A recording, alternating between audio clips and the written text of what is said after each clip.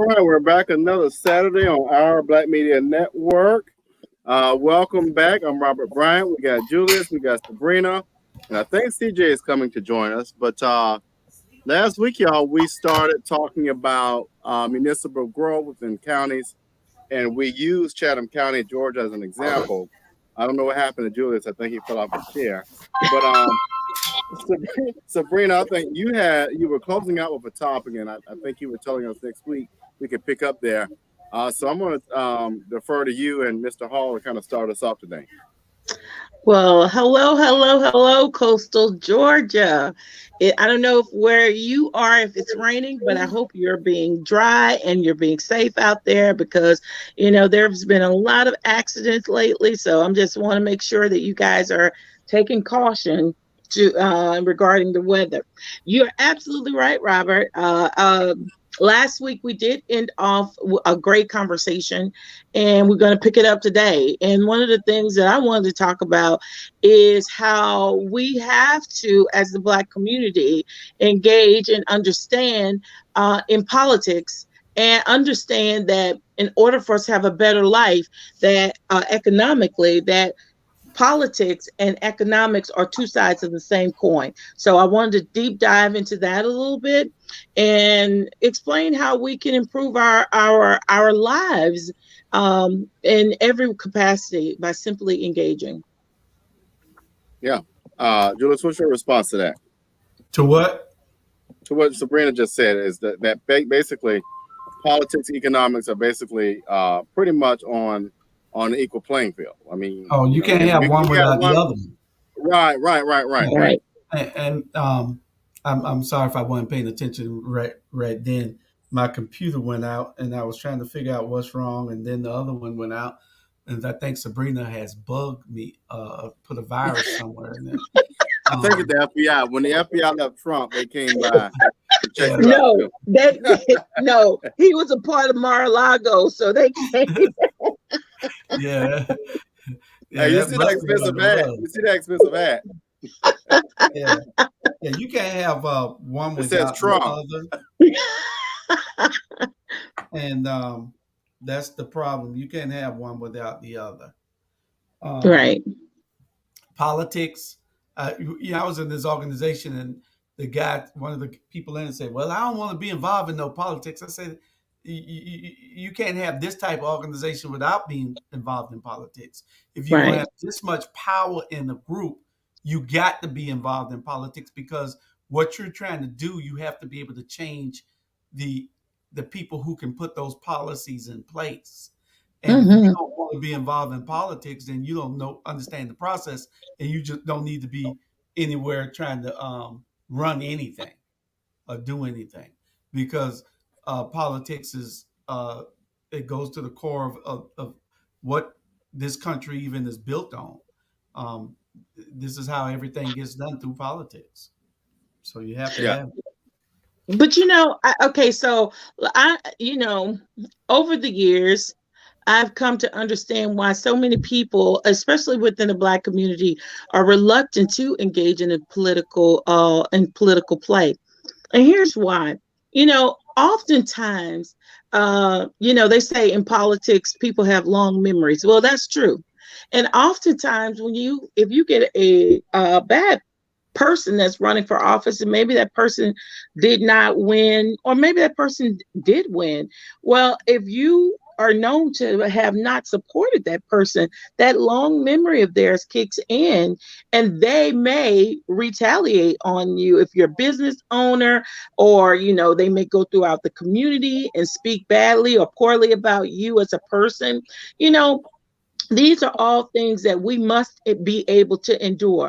One of the things that I have learned greatly is, everybody wants to get into the fray of things.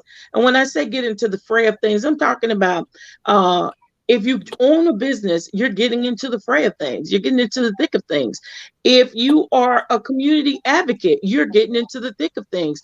But once people tend to aspire for that spotlight, But there is a flip side to that spotlight. On the converse side is a very dark side. And that's all the negatives that come your way in regards to being out there in the spotlight. So if you're not ready to handle the spotlight, those negatives, hi, Carrie, if you're not ready to handle those negatives that are going to be said about you, because they will be said about you, then you're not ready to leave. That's just the point blank period. And that's one of the things that we have to look at when we are going to the ballot and we're casting our vote.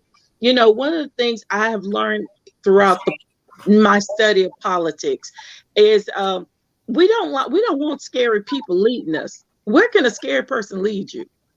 You know, nowhere, because they're too afraid. So I want people who are, you know, who are known to advocate freely for the public, for the community. You know, I kind of want to go back to what, you know, we all talk about.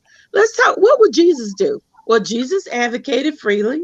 He got involved in politics. He got involved in economics. He got involved in all of those things. So I want someone who's going to lead like Jesus, is fearless like Jesus, and has the morals and the principles of Jesus, and is really about the people. And then once that happens, once we find that person, we need to all throw our power behind it. Whether if that power is $1, whether it's $100, whether it's $1,000, where it's just going out in the community saying, "Hey, this person is the person for this seat, and here's why." You know, we need to get behind that, because if we don't, we're just going to get those who are just talking a good game, and you know, we can't eat words. We can't live off of words. We cannot build a home off of words, especially if they're empty and there's emptiness there, and there's nothing coming back to me monetary wise, to actually feed my family, give my family a good, you know, lifestyle. You know, for me to go out, and if you're not creating a job for me, but you're just giving me lip service, what good is that? We have to be able to decipher what's good for us and what's not good for us. And that's easier to do if we really wanted to do it. We have to move away from, you know, the typical play of things. Oh, that's my friend. I've known him for or her for X amount of years. We go to church together. Oh, that's Deacon Dr. Doug, that type of thing. We have to move away from that. We need real leaders. We need people who understand policy. We need people to understand that economics is affecting us. You know, we've been here.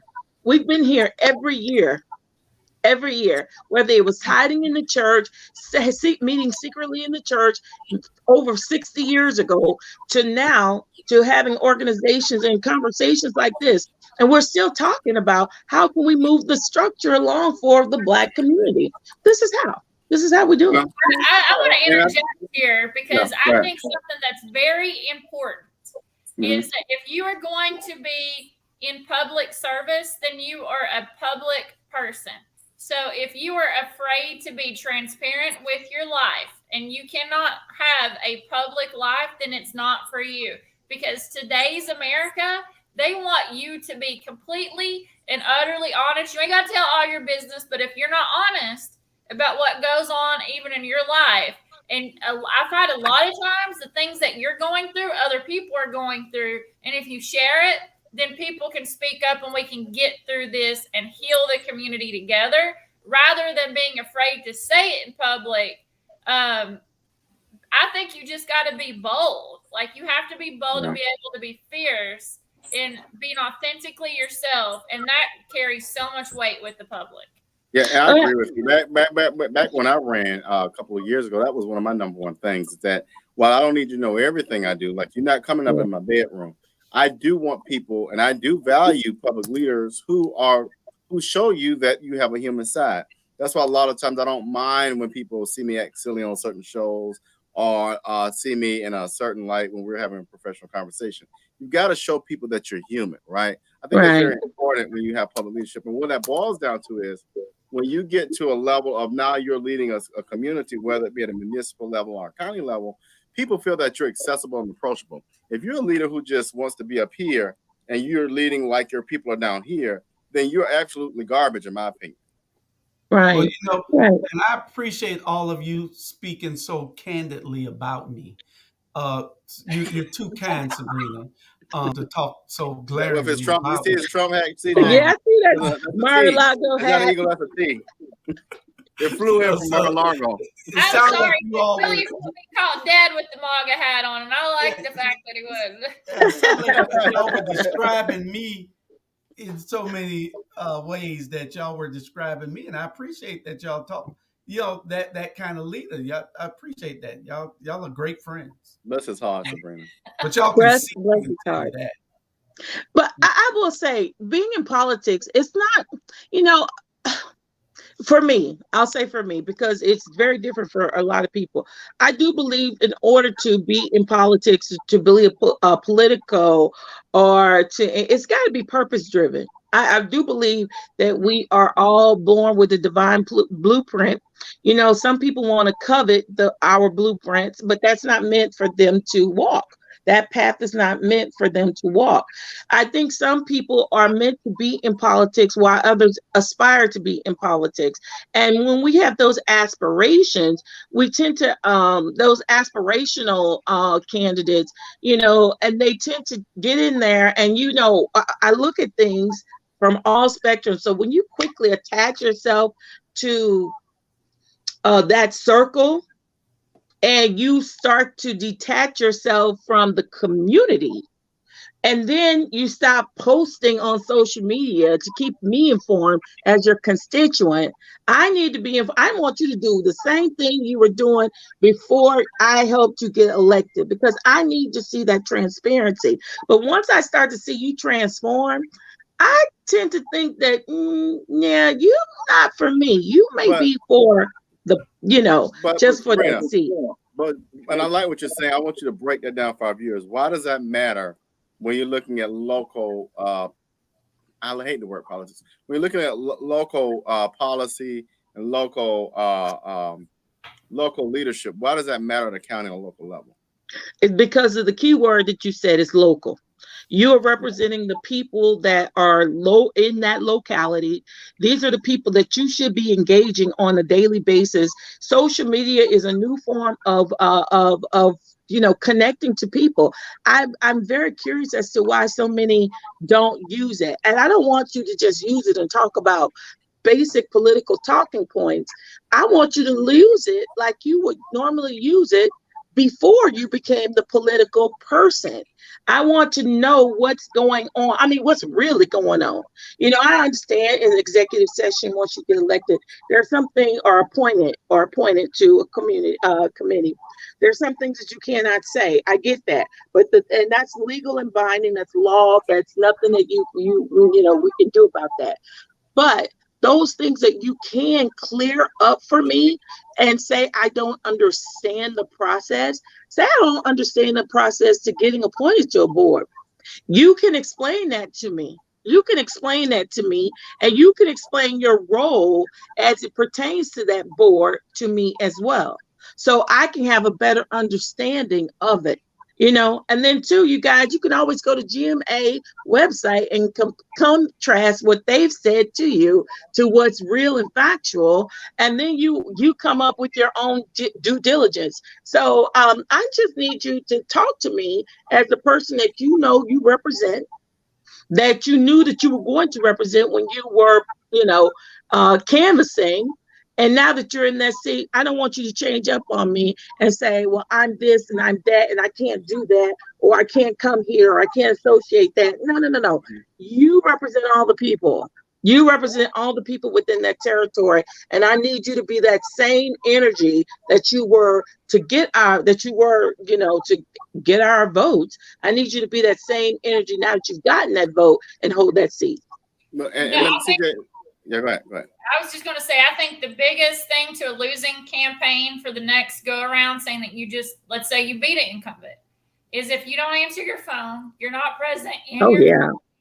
I'm not talking about if you're elected to a district, you need to be seen in that district. If you are out campaigning and riding your car around, I'm not talking about chasing the police. I'm talking about actually getting out in the community and doing the work and saying, hey, what do y'all need?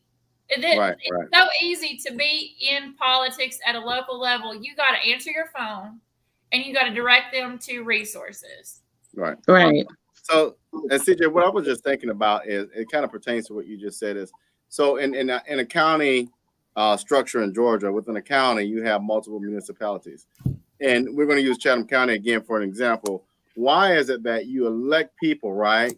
And you would think these people are going to get along, and we can look at City of Savannah, and you think these people have the same vision in mind, but then you get elected, well, that's what Sabrina said, and then it's like pulling teeth to get any real legislation through. Like, what's going on? And what's interesting in Chatham County is you have like pretty much every council is a cluster F.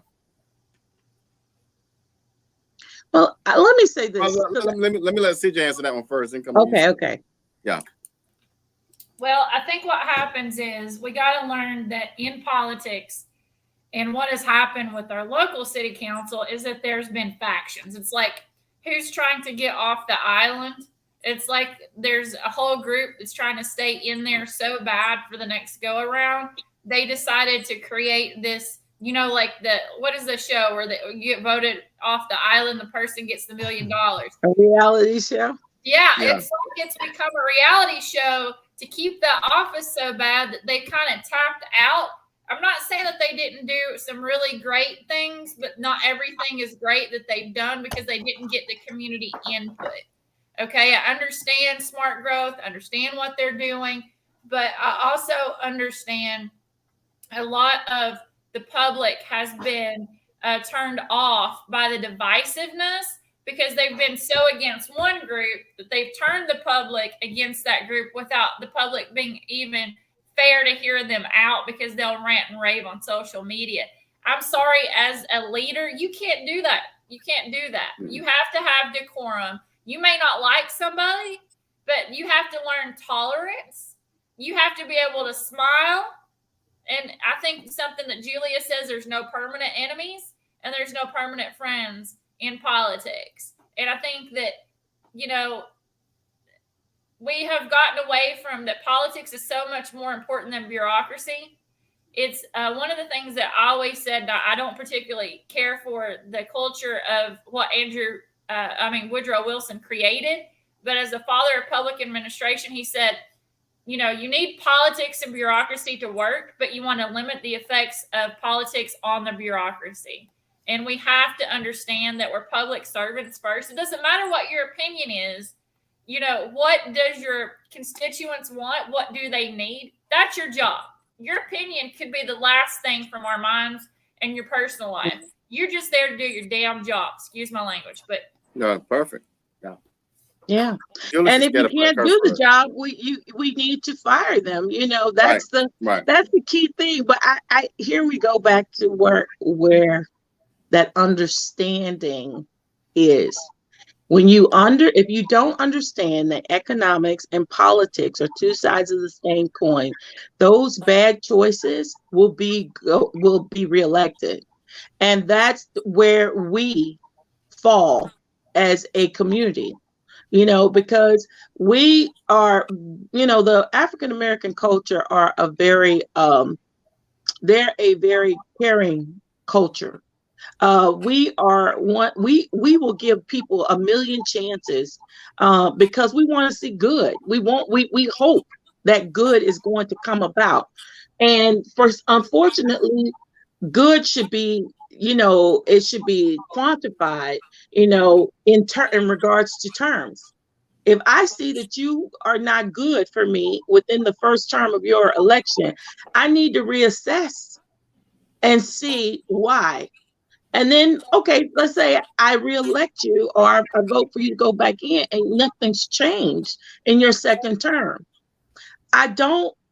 We should not keep rewarding bad behavior by electing these people to go back into their seat. And we know we're not getting anything out of it.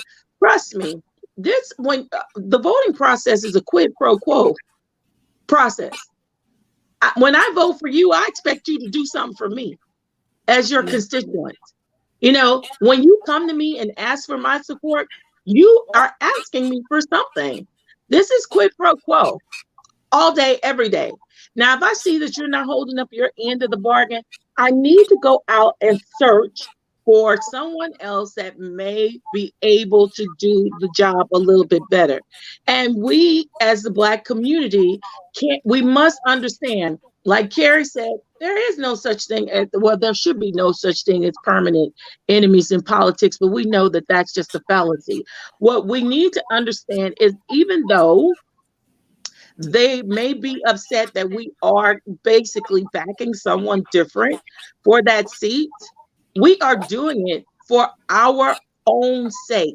Our lives are on the line. Our livelihoods are on the line. Our family livelihoods are on the line. My job is on the line. Whether I get a job is on the line. I mean, we got to really think about this. I mean, we're at a life or death point. So how do we move forward in regards to who we put in those positions that care whether we live or die is very important. And we as the Black community, we need to really assess it. And Julius, I think this is a great thing for one of y'all got another device on, I think. Huh? Okay, make sure y'all don't have other devices on.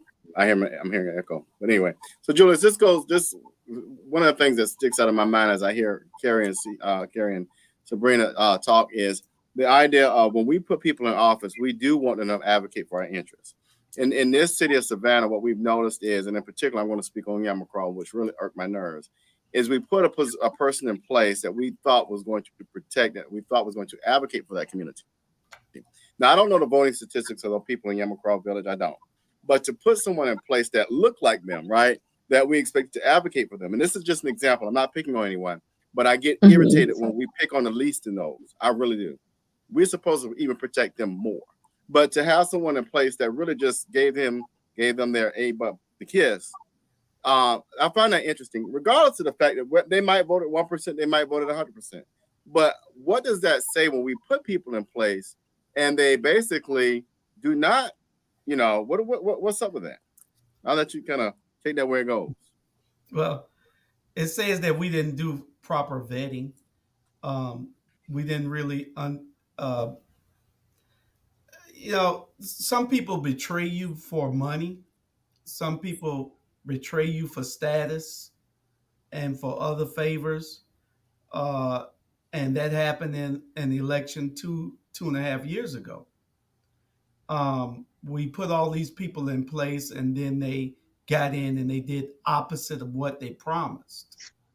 So when that happens, it kind of throw you aback, where you have to say, God, what did I do wrong? How did we not see this?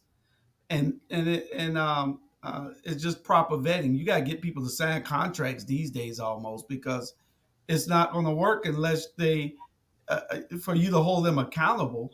The only other way you can hold them is another 4 years down the road, which we plan on doing for these particular people. 4 years later is voting them out. So that's the whole problem. It's just proper vetting. We got to get people in who care about the people.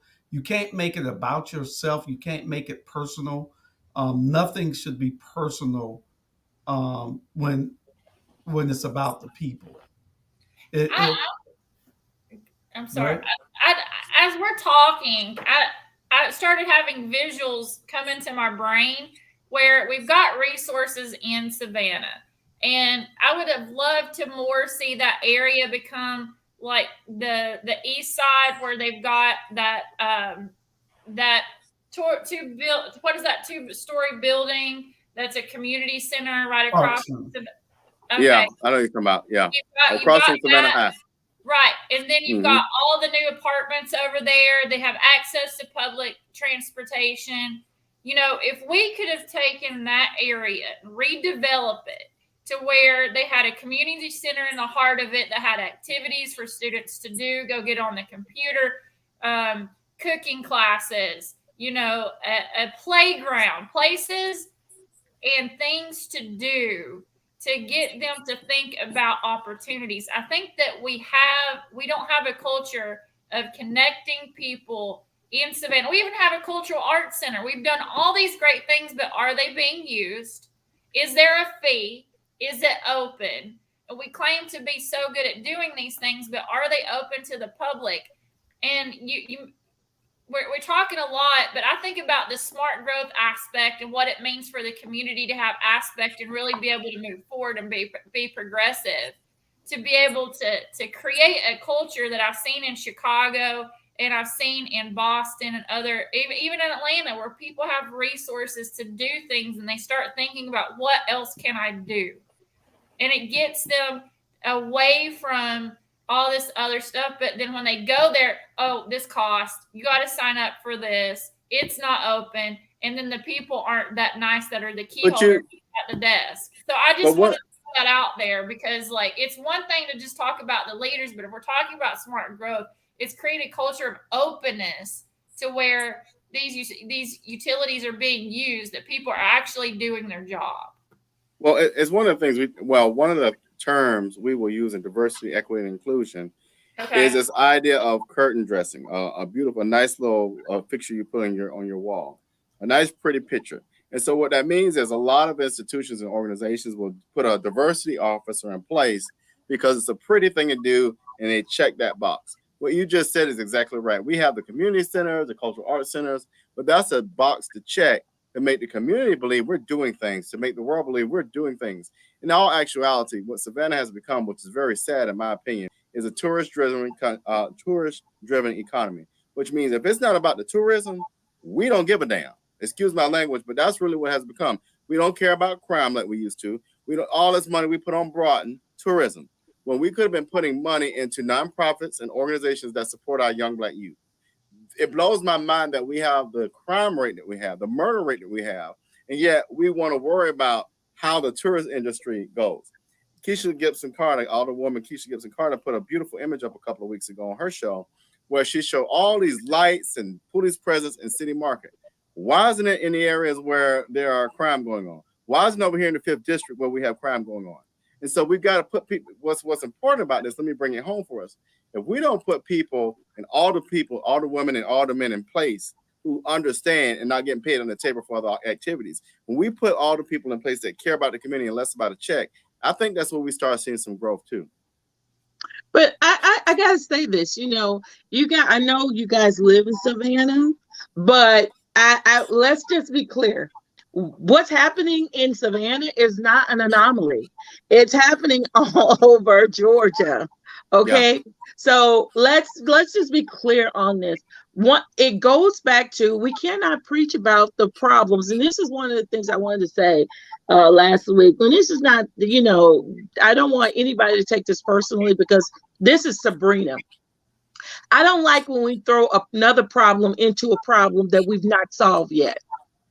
What we have, the problem, because everything that you're addressing, from smart growth to the disadvantages that you guys see in your city, is all related to politics.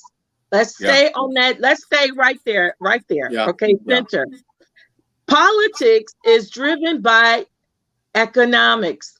Whether it's, like you said, under the table economics, whether it's street economics, because getting people to get behind you is money. It's valuable. It's viable. And then, of course, you have the position that, or the title that also brings you wealth, whether it's monetary or whether it's perceived. So this is happening all over Georgia. This is happening all over Georgia. Reason why it's happening, and the only way that we can change it, is there are a couple of things. First of all, we have to engage the process. We have to engage the process. People need to understand what their vote truly means and not just talk about it, get a cool slogan and say, put this t-shirt on and let's get out there and rally some folks. No. I need you to understand that this vote means whether you live or die. Mm-hmm. I need to be very clear on that. And then 2, we need to vet. It's so important. I hate when we throw, and I say we because I'm focused only on the Black community in this conversation. I hate when we throw candidates against the wall just to see if they stick. Mm-hmm. Yep. That's just something that I'm not into. There are great candidates throughout coastal Georgia. And you guys are you're the biggest city in coastal Georgia. So you guys are basically don't look at people within the circle. Look outside of the circle. Those people who are having private conversations, and be the wind beneath their wings to get them out there so they can soar and they can take flight and they won't be afraid to talk. As people say, truth to power, or perceived power. We need that. We need that. Let me ask you this, and this is for you too, CJ, is that how do you all identify, give me a minute on this, how do you all identify a good candidate? For example, Julius will tell you all the time I'm coming back to him, it's like, hey, I just saw this, because I'm big on the young people getting involved. I'm talking about young, meaning 35 and under. This young kid, and he knows exactly what I'm talking about. Two African-American males who are just stellar. When I mean stellar, I mean you take initiative on stuff. You're out there with a small business, so you're not afraid to speak. You have ideas. You're ready to put yourself out there. You can represent me when I'm not in the room. Like, those are the qualities I look for. What is a good candidate, if y'all had to answer that? Let's start with you, CJ, and then Sabrina. I'm going to hit on somebody that Sabrina and I both know, and I want to talk about somebody in her area who is one of my best friends, and that is Micah Smith. Ran for public office, and Micah was the first trans woman to run in Liberty County. And I thought it was awesome because Micah educated people as Micah was going through the process, was not afraid to hold any and everybody accountable, and went to every training that was imaginable, applied to everything that was out there, talked to every single person, not matter the party, whatever. And I think that's important because, Micah's partner is an African-American woman, and he very much knows and has firsthand seen her struggles, but he doesn't say those are my struggles. He tries to, she tries to. I get it for now.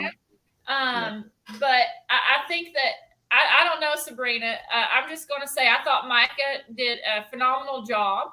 And those are the type of candidates that we need, that are not afraid to step on toes if toes need to be stepped on, and to educate as they're doing things.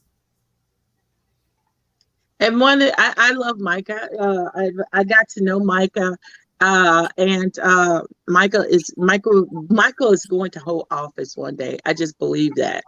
What I look for as in a candidate is people who are doing the work without the title, without the recognition, and they're already doing the work. And I'm not saying they just started the work, because one of the things that a lot of people like to do is start nonprofits and say, "Ooh, look at me! I'm the next leader."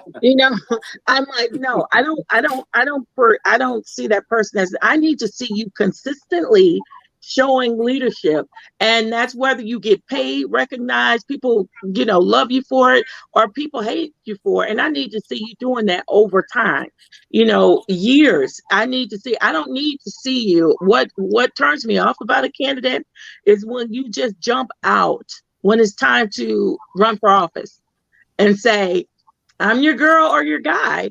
And I'm like thinking, what have you done? Those are the things I'm going to ask. What have you done? And being a part of social or civic groups, I'm sorry, yes, the group does a lot of great work, but what have you done as a potential next elected official? What have you done? That's what I need to know. And Julius, what's your response to Sabrina? I like that and I think you're going to bring that and to it. So what do you think about what Sabrina said? Well, Sabrina said, Sabrina's full of it. Okay, we're gonna behave this week. We have a pact. We're gonna behave. He's going to behave, sir. Right, we're not gonna do that this week. Sabrina, I don't listen to nothing Sabrina say because she's messy. We know which got us in trouble. No, Julius's and almost got us in trouble. Right. See, that's why y'all should just go along with what I'm doing, because No, it ain't. you ain't got to worry about the trouble. We got to build No, coalitions. sir. No, sir. But this No, is what it's sir. all about. Being a great leader builds coalitions, but also being a great leader is telling people what they need to hear, not what they want to hear. Okay. You don't tell Package a it person, nicely. you don't tell a person that they're doing a great job when you Don't know. encourage them, CJ. No, I have Julius's back. I've told No, you don't. No, you don't. I do. Yes, I do. I've already told somebody, no, I'm not going to be afraid to say this. I've already told the constituent for my district, I said, you need to make sure you answer your phone, because if you don't answer your phone, then that's going to give me a reason to run against you. So you need to make sure you're answering your phone. Yeah. You know, you Hey. I love the polls, though. Well, I don't want to know who's your person that you're. I don't want to know. You got Julius, to be honest with Julius, these people. You but got Julius, to be here's the honest. thing. Do you agree that, and this is where my end comes from. I agree with Sabrina. Yes, I want to see you active. But for example, one of the kids I'm talking about just has a small business, works as a damn good father from what I can see. That to me shows me that if I can leave you in the room and you can talk and you can talk intelligently and you can stand for an issue, I don't necessarily need to see you out there doing community service, but I can trust that I can leave you in there to be a strong Democrat. That's one of the things I'm gonna give it back to you. That's one of the things I'm seeing with the Democrat Party right now is they're weak. They bitch out. And so let me wait. I'm sorry. That's but Robert. Julius, just Sabrina, go back. Hold on. Go back to Julius. A strong Democrat? I need to know. They need to stop negotiating. I'll give you a great example. When Merrick Garland came up for Supreme Court justice, they but did they do that with our girl Amy? They make what Mitch did? Put it right down your ass. Excuse my language, but that's what happened. We sit there and we want to play footsie with them. Get the job done. Period. That sounds all great, but that's irrelevant to local policy. Like all that. I understand that, but I was answering Sabrina's question about what's a strong jam. One that doesn't be out. And then more than ever, Sabrina, more than ever, you have where a few years ago you could say you could be down the middle, and that's out all the time, that you don't want to do what the Democrats do and you don't want to do what the Republicans do, so you're in the middle. Now you see that there are only two sides. There is no middle anymore. It's either you all the way crazy, or you all the way to the left trying to do something for people. The Republicans don't have any compassion and don't want to do anything for nobody. They don't care. They don't care that you know that they don't care. No, but my question is, what is a strong Democrat? Beto O'Rourke is a strong Democrat to me. He is a strong Democrat because he is walking and talking that life. John Ossoff is a strong Democrat to me because he is showing up. He is proving that he is about the people. To me, a strong Democrat is about the people, and that person has been there, whether that person has come and worked the scenes or has worked the scenes worked behind the scenes for years and then comes back up to the front. But that person is actively engaging the community and they are about the life that they basically advocate for, or they are, petitioning to. So that's what a strong Democrat looks like to me. Going back to that center coin, politics and economics, when we are basically looking for a candidate, that candidate needs to be able to pinpoint our issues because that candidate is greatly involved in our world. That's what it is. This has nothing to do about the Republicans. I have no care about their platform, none, because they are doing their own thing. I'm talking about us. How do we effectively move forward? And how we effectively move forward, we must engage, we must vet, we must not just basically pick a cherry off the tree and look at it and say, oh, I think it's sweet. No, we have to taste that fruit. I love that. I admire somebody that I grew up with in Young Democrats of Georgia, and that's somebody based out of Atlanta, and that's Nikema Williams. her husband was in my PhD program. Leslie's already graduated.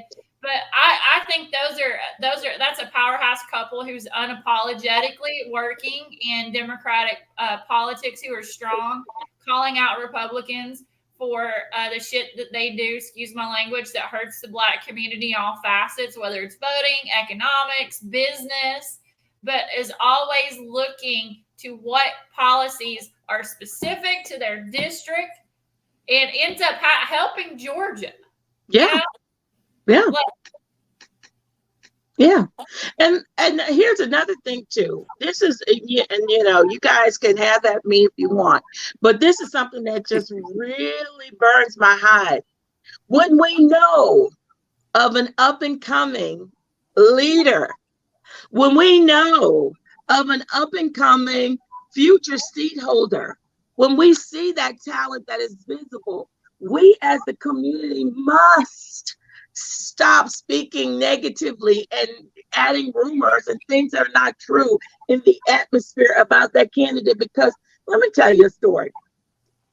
I was doing a lot of things in the community, and it was a certain group that had a problem with me. So I finally asked, "What's the problem that y'all have?" And I was told this verbatim: "You're doing things that we want to do in the future." Then why not partner with you? Didn't want to partner with me. And that's where we again hurt the community, because there was an opportunity to do that, but they didn't want to do it. So again, when we have these opportunities, they get out there and they're like, "Oh, well, she's doing too much," or "That person's doing too much," or "I wish that person wouldn't do that because I'm supposed to do that." There is no, until you obtain that office, this is free game. Anybody can help, anybody can build, anybody can develop. It is free game. Well, and we need to be cognitive of that. And it's equivalent to this. It's almost like if we pass by a child on the street that looks hungry, am I going to wait for Sabrina to come by to get the child some food, or am I going to get the child? That's so dumb. People come up with some dumb stuff, and I'm going to call it for what it is. That's dumb. At the end of the day, help your community. If there's a gap, fill the gap. If there's a partnership, build a partnership. But I agree with you. There was a candidate running at some point and was going to have a pretty powerful position, but yet wouldn't talk to somebody who was in that community. How can you run for the office, have a grudge with somebody who's going to be your constituent? How dumb is that? Yeah, that is the dumbest thing I've ever heard. Like, you can't.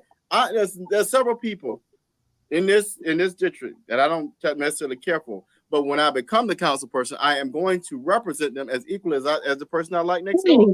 That's leadership. And that's the leader I'm looking to elect. If I was a constituent within your district, I would definitely vote for you, because you are adult enough, you are a leader enough to put your differences aside for that person and lead. That's all we want. That's all we want. Julius, you got a house for you to come move in the 5th district. What's that? You said what, Julius? I told her you have a house for her to come move in the 5th district. Yeah. Oh, you done told a secret. Ain't no secret though.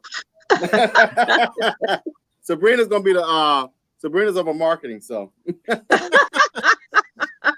she gotta have a piece in the pie. I think what we're dropping some bombs from the past and some solutions for the future is that the incoming council, no matter where the city of Savannah, city of Hinesville, what have you, people have got to put their personal differences aside and start focusing at a local level. Since the national and state can't do it anymore, it's going to come down to local levels. Applying for government grants through departments to get those federal dollars in, since it's not going to come through the legislature, Department of Justice, or what have you. You're going to have to apply for those. In order to do that, the getting stranded on the island trying to win the competition, the $1 million, can't do that anymore. You're gonna have to put whatever it is to aside and have a conversation. Right. Agreed. It's mature, and that's leadership. You have to do it, whether you want to or not. There are so many times that I just, you get up after you've seen, I don't know if you guys, I know Julius has been down the coast, and I know Robert knows folks, and I know Carrie's definitely been down the coast. But when you go through these neighborhoods and you see people living barely, and they are in such need, and you keep doing everything that you possibly can do to make their lives better, and you are not that elected official, something is wrong. Something is wrong. We need to, this is 2022. Listen, I'm not looking back. I'm looking forward. I've seen what I don't want, and I know what I do want.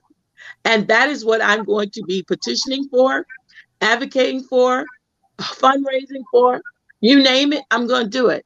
Because I know you have my best interest at heart. Well, Sabrina, it goes right back to what Robert said also. When you look at it, if you ride through these cities and you see people barely making it, barely living like it's in a third world country, but then you see us giving $1 trillion to the Ukraine, when that $1 trillion could have been used to build up our communities in the marginalized communities and the underserved communities around this country. You're not going to feed the other baby before you feed your baby. You're going to feed your baby first because you birthed that child.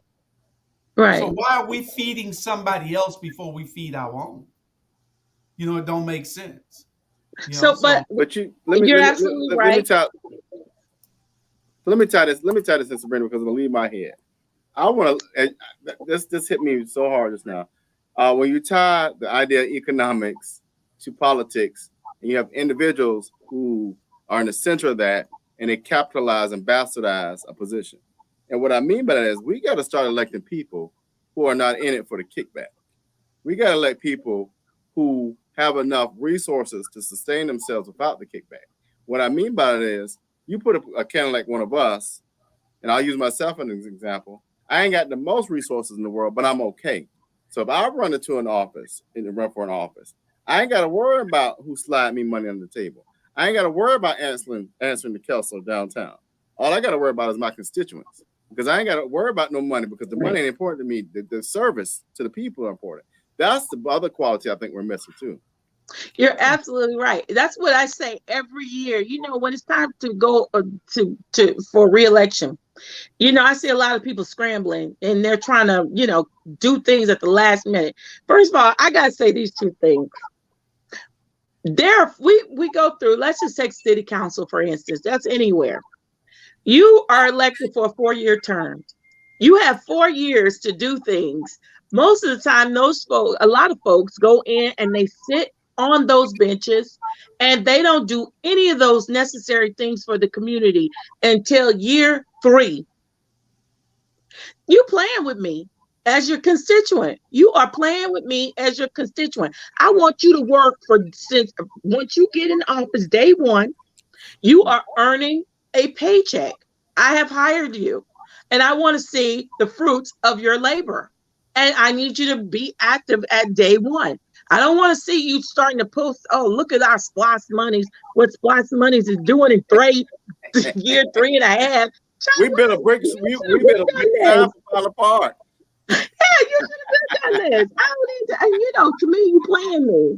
So, if you are an elected official and if you're doing what you're supposed to do since day 1, you don't have to worry about year 3, because the people are going to have your back and you're going to go in there and you're going to succeed in your reelection.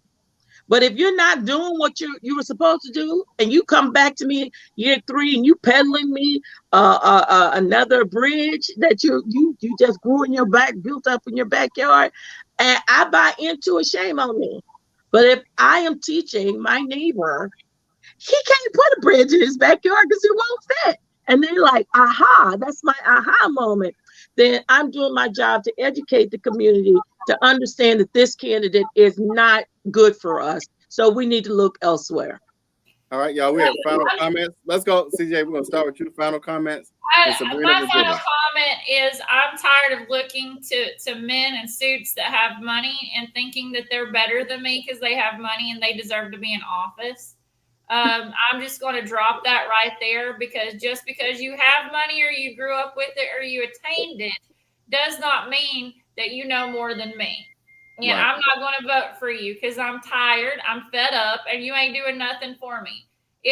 I'm sorry, but as a woman, I am partial to people that are biopic and women because they can relate to me, because we grew up with some cultural characteristics that I can relate to, and those right. people want to speak for me. And so I think I'm. Listen, the autocrats and the suits are no different than totalitarian leaders overseas. So, all right, Julius, you close on out. What is your comment? One last comment. Sabrina already went.